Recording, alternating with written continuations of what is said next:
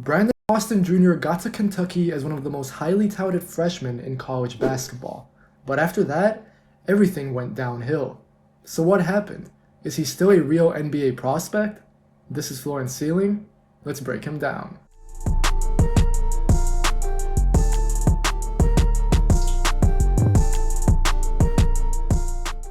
BJ Boston was seen by many as a potential top 5 pick in the 2021 NBA draft before the start of the season. He arrived in Lexington after having impressed at Sierra Canyon High School in Los Angeles, but now leaves with his future totally up in the air. Despite his skinny 185 pounds, Boston looks the part of an NBA wing at 6'7" with over a 6'11" wingspan. Some teams could buy into his potential and not feel discouraged after a single bad season, but there will definitely be others who prefer to look away.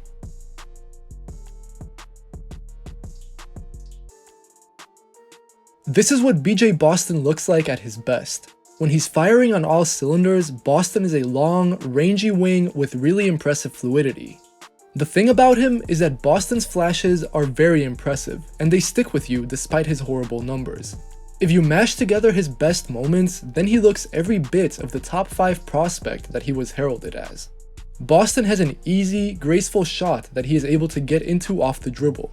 The high release point and textbook form makes Boston's shot really hard to block, and it's evident why people were so high on him coming into his freshman season. Theoretically, Boston's pull-up bodes well for him in terms of attacking closeouts. If opponents respect his 3, they'll rush out, and Boston can then get into advantageous situations. Boston is a pretty good athlete with a strong first step and the ability to get by his defender. Once he beats his man, he is then able to get into a closer jumper or attack the basket. I was also impressed by some of Boston's driving game, but again, this is only when Boston is at his best. A lot of Boston's appeal comes in that he is a 6'7" guy that can potentially easily get into a pull-up like we saw earlier while also being able to handle the ball. When Boston is aggressive, I buy into his prospects as a ball handler. Boston is great at using these long hang dribbles to keep the defender on his heels and then exploding into his move towards the basket. Watch this move against Kansas, as Boston lulls his defender to sleep with these rangy dribbles, creates separation through the bump, and finishes off the glass. Or even here against Auburn, as Boston explodes to the rim after the between the legs. It's a good block at the end by Auburn, and yet I'm more focused on how Boston got to the basket. But for all the impressive flashes that he showed, the reality of the situation is that BJ Boston really struggled this season at Kentucky. Everything is good in theory until you see how it actually played out in practice. Boston's percentages from the field are terrible. He made just 36% of all his field goals and scored only 38% of his 2-pointers. Looking aesthetically pleasing is no good if your shot is not going in. Boston ranked dead last in true shooting percentage for Kentucky, and he didn't make shots from any area of the floor. For instance, he went 30 for 104 on his far twos. That's a dismal 29%.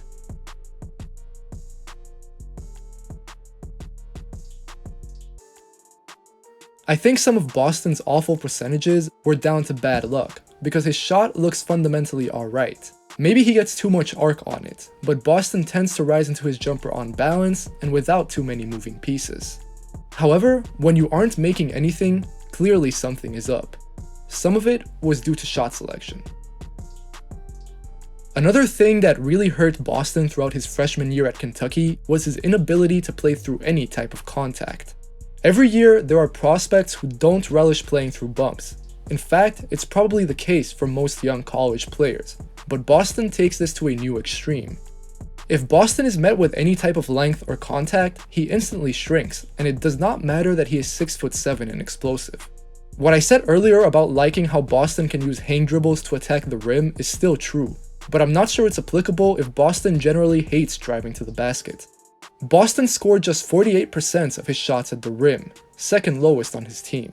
If Boston is already this hopeless at the college level when it comes to finishing at the rim, I don't even want to know how bad he'll be when he first gets to the NBA.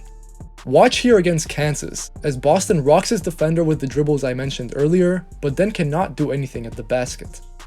There are 2 other quick things I want to touch on when it comes to Boston attacking the basket. The first is that he is too right-handed, so even when he goes left and should finish left, he goes back to his right and gets stuffed. The second is that even though I like Boston's ability to change speeds, he struggles to change directions. In the first clip, he picks up the offensive foul going for the Euro step, and then against South Carolina, the move is so slow that his shot gets contested and ends up in a miss.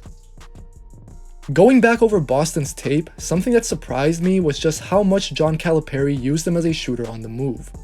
Kentucky constantly ran actions to get Boston open on some sort of pin down screen so that he could catch and shoot as soon as he received the ball. Yet, I don't think that this was the best use of Boston. He has great balance and footwork getting into his shot, but he clearly has not developed enough as a scorer to be counted on as a movement shooter. In the games that I watched, Kentucky had little to no success using Boston in this capacity. He is not Kyle Korver, and Boston is very far away from even being close to excelling in these situations. I don't think the blame here can be put on Boston, since he got himself open off screens and did not hesitate to shoot. This is more of an indictment on Kentucky's use of him, and I think it definitely contributed to Boston's woeful 30% shooting from beyond the arc. In my opinion, a context that makes a lot more sense for Boston is to be used as a spot-up shooter. Like this, you are not giving him too many responsibilities, and all he has to focus on is getting into his shot cleanly. Maybe it sounds demeaning to talk about someone who was a potential top 5 pick just months ago like this, but this is where we're at with Boston's game. If he has weaknesses, then they should just be coached around so that Boston can do what he's better at. In fairness though, it's not like Boston was a godly spot-up shooter or anything, but he definitely did not struggle as much. I'm confident that Boston's shot will eventually come around. In the second half of his season, he shot a much better 38% from 3, but until that happens regularly, his game should be simplified as much as possible. So can Boston add anything offensively even when he is not scoring? I think the evidence is inconclusive, but there are some good signs when it comes to his offensive rebounding. Boston should be able to make an impact in this facet of the game given his length and height. I'm not sure he's someone who loves to rebound or anything like that, but Boston got at least one offensive board in 60% of his games. I would like to see him exploit his size and athleticism more often. Here, for instance, he crashes the glass and gives Kentucky another opportunity to score. In terms of passing, Boston is not anything remarkable. The good thing is that he doesn't turn the ball over too much, but he does not assist a whole lot either. Most of his reads are really basic and don't require anything special from him. In most cases, he only looks to pass if he's unable to score. Here, he sees the drive get blocked off and makes the right read to find the open 3. These types of passes where he collapses the defense and kicks the ball out are outliers for him right now. It's true that his assists increased and his turnovers went down in the second half of the season, but I don't think we can read too much into it for now.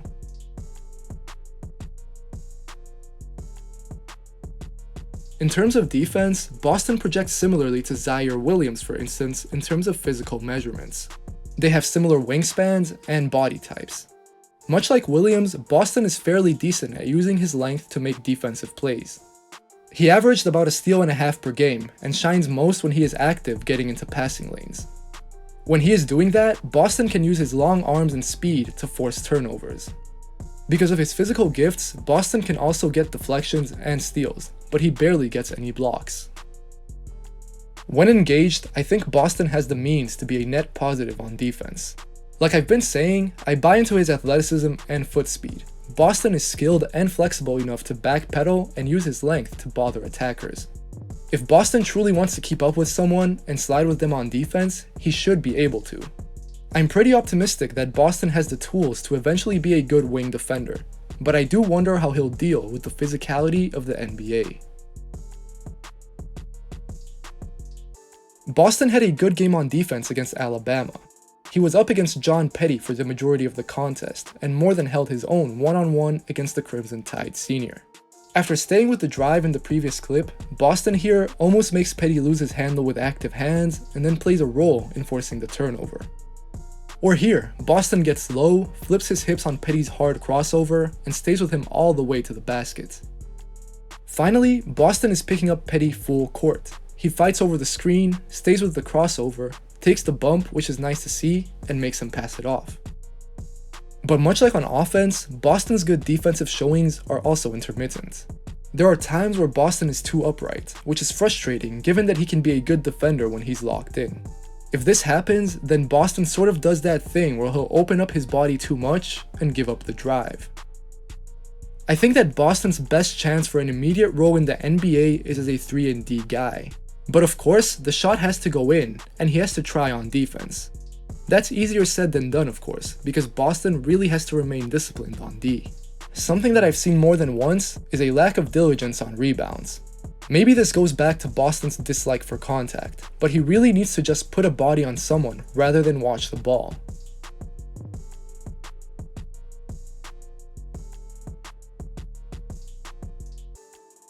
Finally, something that truly does concern me about Boston on defense is his off-ball awareness. Boston really struggled to deal with screens during his time at Kentucky. With more and more teams in the NBA now setting back screens, pin downs, and just running all types of ball screen action, that worries me. A lot of these lapses on defense were not punished, but that does not mean that they did not happen. If Boston wants to get real playing time in his first year in the NBA, he will need to be more attentive on defense going forward. There are some encouraging signs, sure, but also there's a lot of things to work on.